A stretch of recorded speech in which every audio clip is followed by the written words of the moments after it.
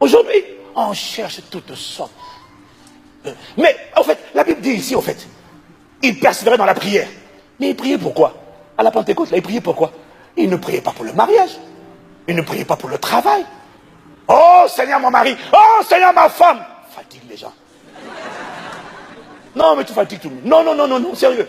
Si tu n'aimes pas ce que je dis, tu vas quitter l'église, c'est pas grave. Tu vas aller dans l'église, on va te dire, je vois ton mari là, habillé en costume blanc, ma soeur. Amen.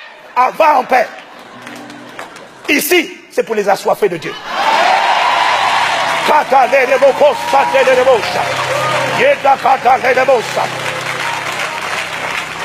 Dieu n'est pas contre le mariage, Dieu n'est pas contre le travail, Dieu est contre la soif mal orientée.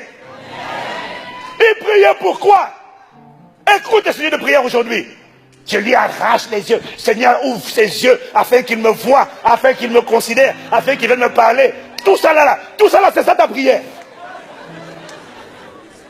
Vorace. Non, non, écoutez, il faut qu'on dise la vérité. Kosokata lebro sakata lerebo kata leremacha. Imbrakate leroko sete lerebosa.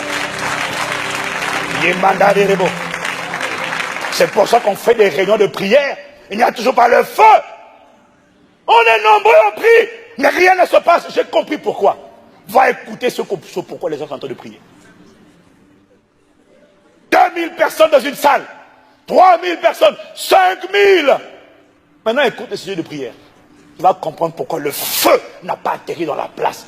Parce que chacun est en train de prier pour sa propre convoitise. Oh Seigneur, la sœur est en train de la tirer, alors que c'est à moi qui l'avais parlé en premier. Oh Seigneur, Dieu de justice, Dieu de miséricorde, manifeste-toi. Comédienne, comédien, acteur, joueur de théâtre, plaisanter. On n'a pas le temps de plaisanter. Ma Bible dit racheter le temps car les jours sont mauvais. Jésus revient bientôt. On n'a pas le temps de plaisanter. Hein? Je ne te vois pas acclamer.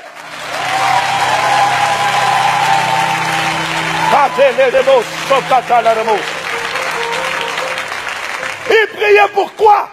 Il priait pourquoi là, à la Pentecôte, il priait pourquoi? Ma Bible dit, il priait pour la promesse, la manifestation de la promesse du Père. Il priait pourquoi? Il priait pour que le Saint-Esprit atterrisse en fanfare avec solennité, grâce et majesté. Il priait pour l'effusion du Saint-Esprit. Parce que il m'a dit, les assoiffés de Dieu ne demandent jamais à Dieu les choses, les biens, les privilèges, les titres, les maisons. Non, les assoiffés de Dieu demandent à Dieu, Dieu lui-même, manifeste-toi. Toi-même viens seulement. Toi-même atterris. Toi-même répands-toi. Il m'a dit, les assoiffés de Dieu ne demandent pas à Dieu la guérison. Parce que, Dieu a déjà guéri. Il ne demande pas à Dieu la bénédiction, Dieu a déjà béni. Les assoiffés de Dieu ne demandent pas les choses et les bienfaits. Les assoiffés de Dieu demandent le bienfaiteur en personne. S'il te plaît, viens faire irruption dans les affaires des hommes. Atterris, s'il te plaît. Nous sommes nombreux, nous sommes assoiffés. Nous ne demandons pas les maisons, les voitures, la percée. Nous demandons que tu viennes. Pourquoi? Quand c'est lui qui vient en personne, je vais te dire une chose, il fera toujours infiniment, abondamment au-delà de ce que tu demandes ou tu penses par sa puissance qui agit en toi. Ma Bible dit, quand il vient comme un feu dévorant. Et je te rappelle que le feu consume tout sur son passage. Quand il vient, tout ce dont tu as besoin, c'est qu'il vienne.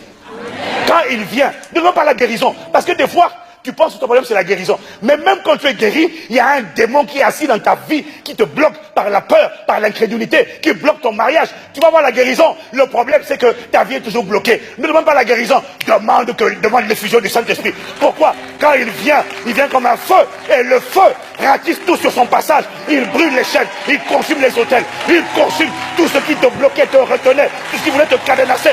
Il vient comme un feu.